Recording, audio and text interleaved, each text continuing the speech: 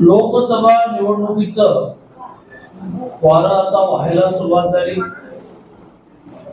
भारतीय जनता पार्टीने एनडीएची पहिली 195 जणांची यादी पण घोषित केली आणि त्यामुळे निवडणुकांची पूर्वतयारी जी कुठली निवडणूक होण्याच्या दुसऱ्या दिवसापासून आम्ही सुरू करतो ती पूर्वतयारी जरी खूप आधीपासून झाली असली तरी सुद्धा आचारसंहिता कुठल्याही क्षणी लागेल, निवडणुकांचं वेळापत्रक कुठल्याही क्षणी घोषित होईल, त्यामुळे महायुतीतल्या सगळ्या पक्षांची लोकसभा वाईज बैठक घ्यावी, महायुतीतला समन्वय नीट साधला जावा, करावे न करावे डूज अँड डोंट्स याची नीट मांडणी करावी, प्रचाराचे मुद्दे कोणते, प्रचाराचे कोणते मुद्दे नाहीत याची सगळ्यांना स्पष्टता द्यावी।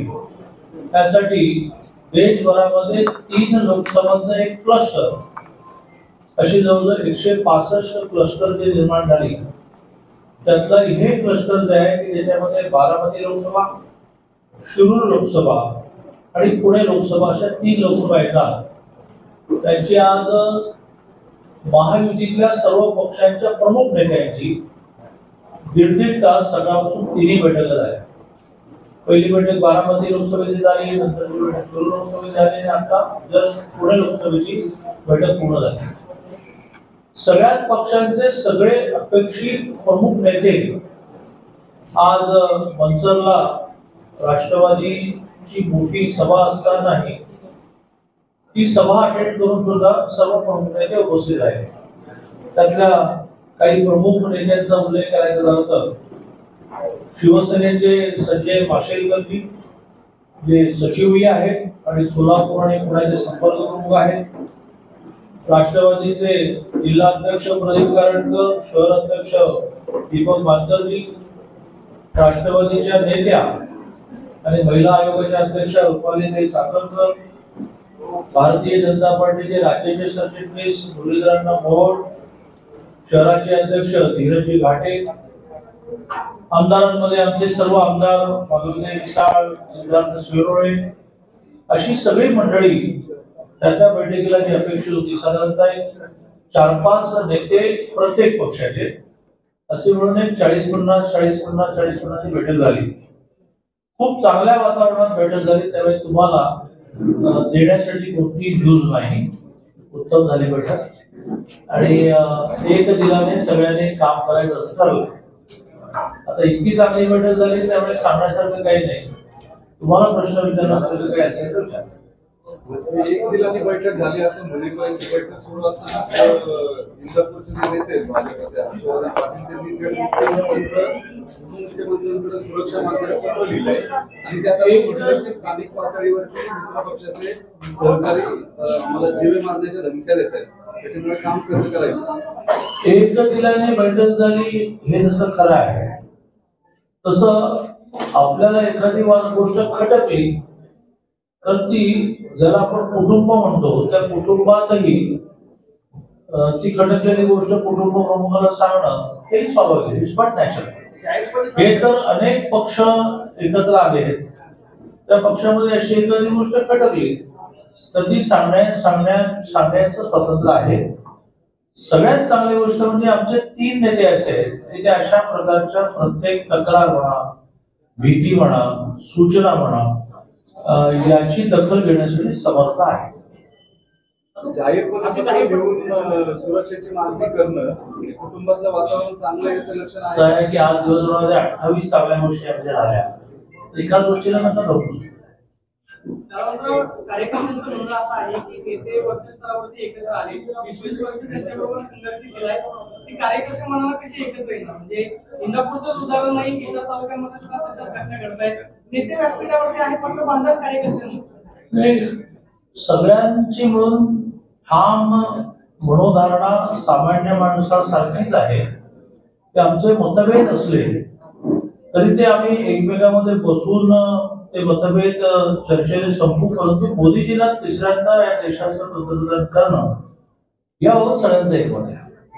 आणि त्यामुळे मी आमच्या बैठकीत एक गमतीने उदाहरण दिलं की वेगवेगळ्या कारणाने एकत्र असलेले कुटुंब सुद्धा विभक्त होतात आणि घरातल्या एखाद्या मोठ्या लग्नाला एकत्र येतात, लग्न पार पडतात आणि लग्न पार पडल्यानंतर पुन्हा आपापल्या घरी निघून जातात. एखाद्या वेळेस त्या लग्नामध्ये पुन्हा आपण एकत्र राहूया असाही विचार डेव्हलप होतो. त्यामुळे लोकसभेची निवडणूक नावाचं आम्हा सगळ्यांच्या म्हणून घरात असणारं जे लग्न आहे त्याच्यामध्ये सगळे मतभेद बाजूला ठेवून काही करून ह्या देशामध्ये 400 लोकसभेच्या जागा पार करणार विजय मोदीजींना पुन्हा पंतप्रधान करणं याबाबत सगळ्यांचा एक मत.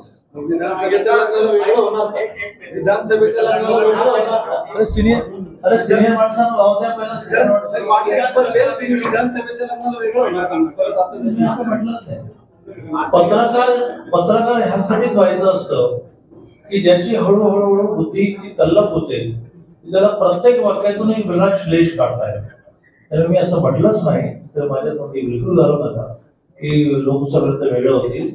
मी एक उपमा दिली की वेगवेगळी मतं आणि त्यामुळे वेगवेगळी घरं असणारे लग्नामध्ये एक दिलाने लग्न पार पडतं. बारामतीची बैठक झाली, बारामतीची चर्चा की जागा राष्ट्रवादी काँग्रेसला लावणार की भाजप लढवणार. बावनकुळे सातत्याने याआधी बारामतीमध्ये सांगितले नाही परिवर्तन होणार. आता माहिती म्हणून एकत्र आलेला आहात. सुनेत्राबाईंनी विरुद्ध शुक्राचार्याशी लढत होईल असं सांगितलं जाते. उमेदवाराबाबत काय चर्चा झाली आजच्या बैठकीमध्ये किंवा तो प्राथमिक अहवाल आहे? उमेदवाराबद्दल चर्चा करण्याचा आम्हाला अधिकारच नाही. उमेदवाराबद्दल सूचना करण्याचे स्वातंत्र्य आम्हाला आहे. त्यामुळे आजच्या बैठकीत माझा उमेदवार विषय नव्हता. आजच्या बैठकीमध्ये पहिली लोकसभा स्तरावर बैठक करूया, लगेच आमचे प्रवास ठरले. आम्ही सगळेजण आता विधानसभा जाणार आणि मग विधानसभेच्या पुढे मात्र विधानसभेच्या नेत्यांनी खाली बूथ पर्यंत जावं.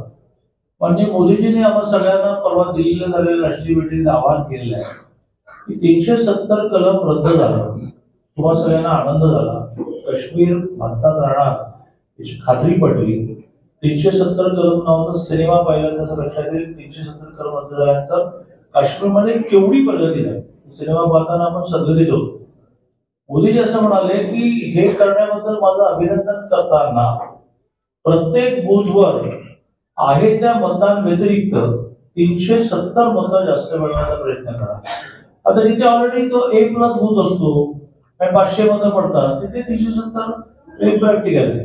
कारण तेवढी मतं पण नसतात ना, 1000 मतं असतात, 200 नसतातच, मृत झालेले असतात, दुसरे असतात. त्यामुळे थोडक्यात त्यांनी असं म्हटलं की 370 मतं की नव्याने प्रत्येक बूथवर जोडा. त्यालाच त्यांनी त्या 370ला 370 जागा नावाचंही भावनिक अपील केलंय. त्या 370ला त्यांनी प्रत्येक बूथवर 370 जोडा असं अपील केलं आहे. त्यामुळे प्रत्येक बूथवर जर आम्ही सगळ्या पक्षाने आपली मतं काढली तरी बहुतेक 470 होती, बहुतेक 470. मग स्वतः साधं उदाहरण मला सिद्धार्थ शिरोळे दिले. मला सिद्धार्थ शिरोळेचं खूप कौतुक वाटतं की तो असं सारखं काहीतरी विश्लेषण करत असतो. तो दादा आपले C बूथ आता हे झाले, मलाही कळलं म्हटलं कशा जादू झाली. C बूथ का होते तर तिथे राष्ट्रवादीची मतं होती, तर ते आपल्याकडे आले. C बूथ आपले B झाले, हे झाले. माझ्या लक्षातच नाही आलं. म्हणजे सगळ्या 48 लोकसभा होते की लढा. दादा लोकसभेचा विषय आहे तर जरांगे म्हणतात की प्रत्येक गावागावातून लोकसभेला उमेदवार उभे करू. तर अशा पद्धतीने उमेदवार उभे केल्यानंतर कशी अडचण होऊ शकते सर्व पक्षीय आहेत. असं आहे की अशा विषयांचा विचार करण्यासाठी निवडणूक आयोग खूप समर्थ आहे. त्यामुळे अशा विषयांवर आपण विचार तरी कशाला करायचा आणि उत्तर तरी कशाला.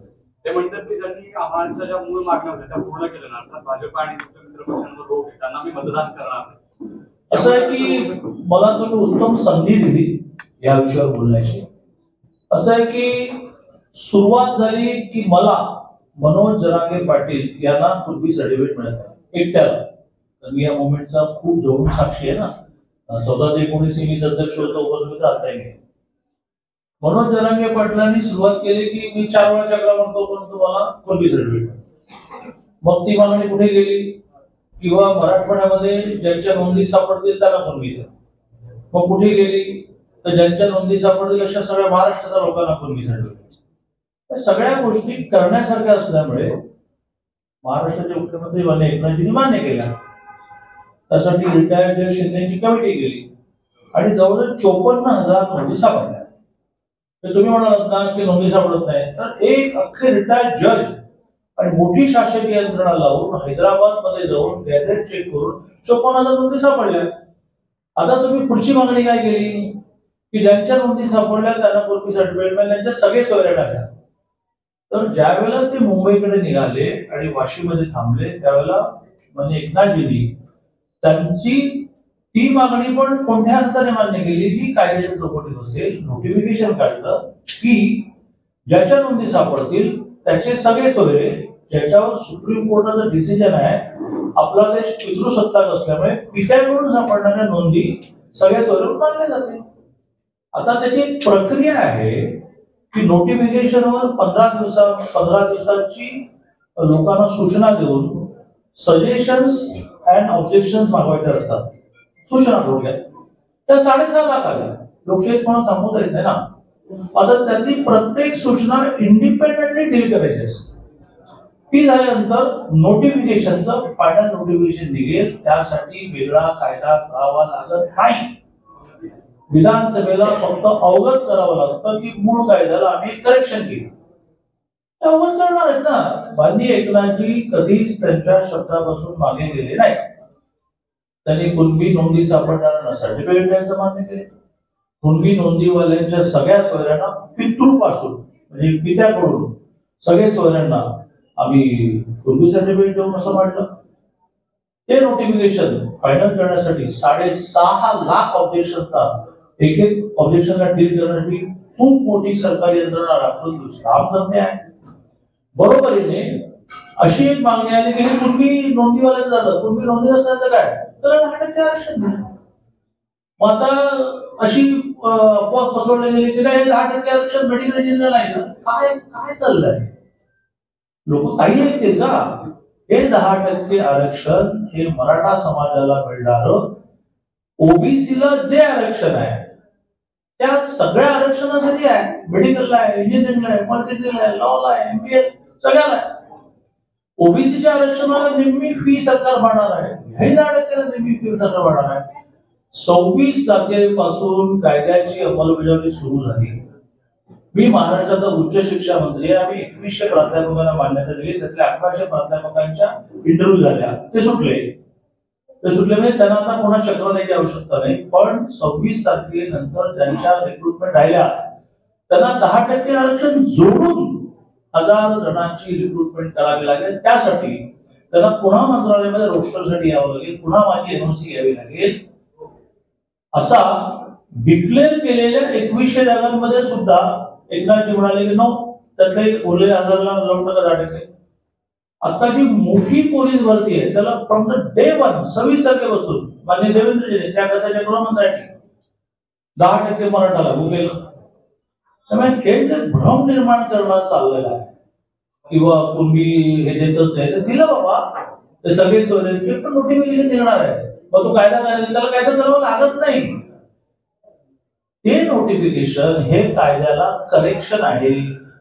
ते करेक्शन विधानसभा आणि विधान परिषदेला अवगत करावं लागतं, म्हणजे दाखवावं लागतं, सांगावं लागतं, कन्वे करावं लागतं. आता ह्या सगळ्या हरकतीवर सुनावणी होऊन नोटिफिकेशन निघण्यासाठी सांगता किती कालावधी लागू शकतो? नाही, हे बघा, एकनाथजी असं म्हणाले का की जास्त हरकती आल्यामुळे मी नोटिफिकेशन मागे घेतो. तर 6.5 लाख आणि त्यातलं प्रत्येक दीपक मानकरांनी समजा हरकत घेतली असेल तर दीपक मानकरांना त्याचं पत्र द्यावं लागणार आहे. शासनाला पत्र द्यावं लागणार. तुमची हरकत मिळाली, त्याचा अभ्यास झाला, त्याचं 6.5 लाख खर्च करावं लागेल. पण नाही कोण म्हणालेलं आहे. आणि त्याच्या आधी आता हे नोटिफिकेशन कसलं आहे तर सगळे सोयऱ्यांचं आहे. कुणबी नोंदीवाल्यांचं कुणबी सर्टिफिकेट केव्हा मिळालं? 54 लाख 54 लाख. आणि त्यामुळे 10% आरक्षण सुद्धा ह्या लॉजिकने आलं की राणेसाहेबांनी 16 दिलं, मग देवेंद्रजींनी दिलं 16, पण तो कोर्टाने 12-13 केलं. मधल्या काळामध्ये कुणबी झालेली संख्या मराठ्यांमधून कमी झाली. सेकंड थिंग म्हणजे यावेळेला आरक्षण टिकण्यासाठी 8 लाखापेक्षा कमी उत्पन्न असणाऱ्या मराठ्यांची संख्या झाली, ती मराठ्यांमधून कमी झाली. तर 8% बचायला मिळणार नाही. साधारणतः SC ST ला 100% द्यायला लागतं. ओबीसी SCBC याला मराठ्याला SCBC म्हणायचं, याला लोकसंख्येच्या 50 द्यायला लागतं. लोकसंख्या कुणबी सर्टिफिकेट 54 लाख जरा कमी झाली, लोकसंख्या 8 लाखाच्या खालच्या मिळणार म्हणून कमी झाली, 50% झाली, 10% झाली. तरी साधारणतः किती महिने लागू शकतात त्या प्रोसेसला? कारण की कुठेतरी ठोस याच्यात यायला पाहिजे ना. लोकांना वाटतं की सगळे सोल्युशन ऍड होणार नाही, तर होणार असेल तर मग कधी पण होऊ शकतो. हे कसं चाललंय की जे झालं त्याचं समाधान व्यक्त करायचं नाही, जे झालं त्याचं अभिनंदन करायचं नाही, जे झालं ते सेलिब्रेट करायचं नाही. अंडरवेला असं झालं ना, अरे झालं आता या सरकारला मराठीची मत मिळणार, मराठीचे तरुण तरुणींचं भलं होणार, हे शोधा काय झालं बघा, असं चाललंय ना. आता राज्य सरकारने मी काय त्याच्यात मी मंत्री आहे, मी कधीच मंत्रालयात काम नाही केलं. कसं सांगू की 6.5 लाख नोंदींना एकेका नोंदीला पर्सनल डील करायला लागायला किती महिने लागतील? मान्य एकनाथजी त्यांच्या सगळे सोयरे या शब्दापासून मागे गेले त्या मला सांगतो. जे नोटिफिकेशन जरांगीने वाचलं आणि मग गावाकडे परत गेले, ते नोटिफिकेशन परत गेले ते सांगतात. काही झालं तरी सुद्धा महायुतीला बदनाम करायचा असं काही जणांनी, ज्यांना आयुष्यात रिझर्वेशन देता आलं नाही, ज्यांची त्यांची इच्छा होती, ठामपणे आरोप करतो की त्यांची इच्छा होती, शक्य होतं तरी दिलं नाही, ते आता सगळी लोकसभा निवडणूक हातातून गेलीच आहे हे सर्वे रिपोर्ट करून बिथरले आहेत आणि ते रोज नवीन काही काढतायत. मी या विषयासाठी प्रेस करून असून शेवटचा मुद्दा म्हणून माझा हा मुद्दा संपवणार आहे. वारंवार मी मांडणी करतो वारंवार की 10% आर्थिक मागासांचं आरक्षण हे तुम्ही पूर्वी मागितलं, एसीबीचं मागितलं की कायद्याने जाते, माहितीच नाहीये, गेलं. आता म्हणतात की 10% आर्थिक मागासांचा हवा देता येत नाही, कायदा आहे, ज्यांना जातीचं आरक्षण मिळतं ते 10% आर्थिक मागासाला एलिजिबल नाही, की ज्या 10% मध्ये 8.5% 3 वर्ष सरासरी मराठ्यांना मिळत होतं.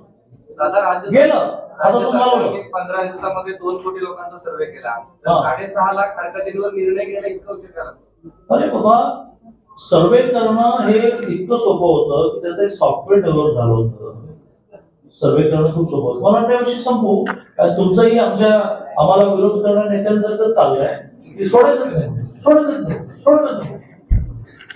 चला, मला वाटतं संपले प्रश्न. आपण कोणात कुठल्या पेपरच्या? मी पत्रकार परिषद पत्रकार आहे. कधीच बघितलं नाही, आजच बघितलं. म्हणजे संपादक असूनही डायरेक्ट पत्रकार परिषद आला. आमची पत्रकार परिषद फार महत्वाची. बोला.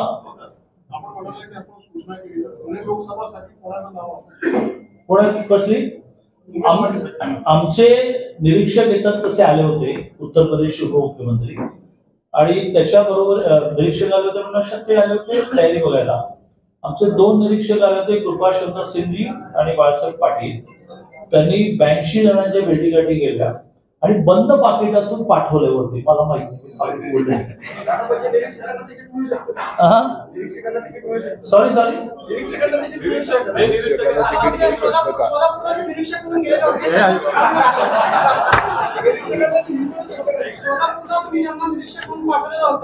पाठवलं होतं?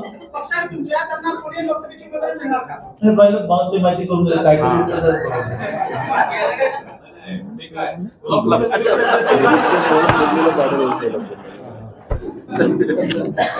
सोलापूर मध्ये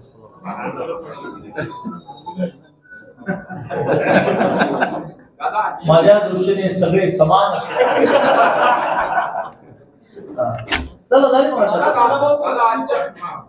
माझ्या प्रेस कॉन्फरन्सचा तुमचा प्रॉब्लेम असा आहे की एका क्षणानंतर तुमच्याकडे प्रश्नच उरत नाही.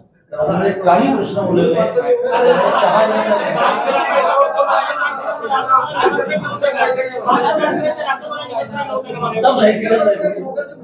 मी असं म्हटल्यामुळे एकदम प्रभाव झाले सगळे.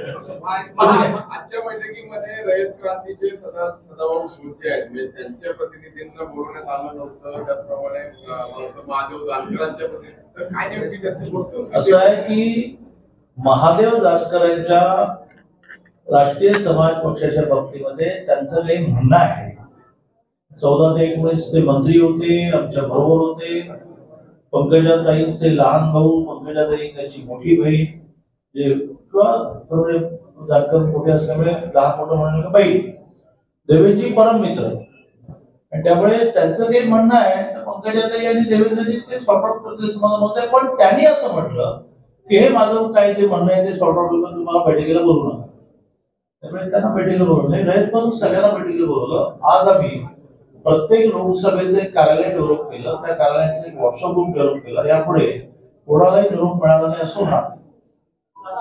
संजय राऊत असा आरोप करताय की लोकसभेत अरे बाबा काय रे, मला पत्रकार परिषद संपवण्याची स्टेज आली.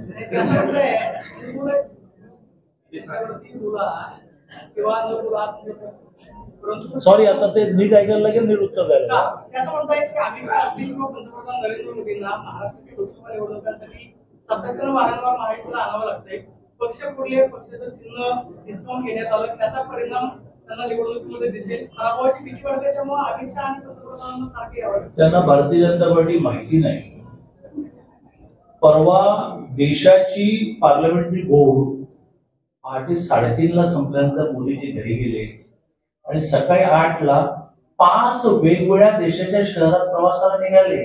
राहतानाची सवय का आमच्या नेत्यांना आहे की खूप प्रवास करायचा. आणि ते विजय मिळणार या नाही जाईल असं नाहीये. सगळ्या ठिकाणी जायचं.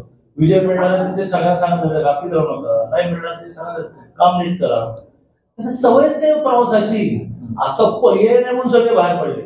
अदरवाईज कोण कोण किती वाजता उठतं आणि किती वाजता बाहेर पडतं. आणि मग त्यामुळेच ही गत आली ना आता की लोकांना भेटायला आमदारांना भेटत नव्हते, मंत्र्यांना भेटत नव्हते. मग केलं म्हणतं लोकांनी नाही बा तुम्ही आम्हाला भेटणार नसेल तर आम्ही कशाला काम करतो.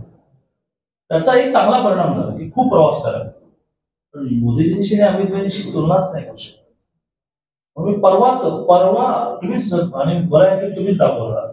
आणि त्याबद्दल मी तुम्हाला धन्यवाद देतो की तुम्ही सगळ्यांनी देशभर चालवलं की मोदीजी पहाटे तुम्ही आता नाही दाखवले घराकडे निघाले 3:20ला आणि पुन्हा दाखवलं 8 वाजता निघाले प्रवास.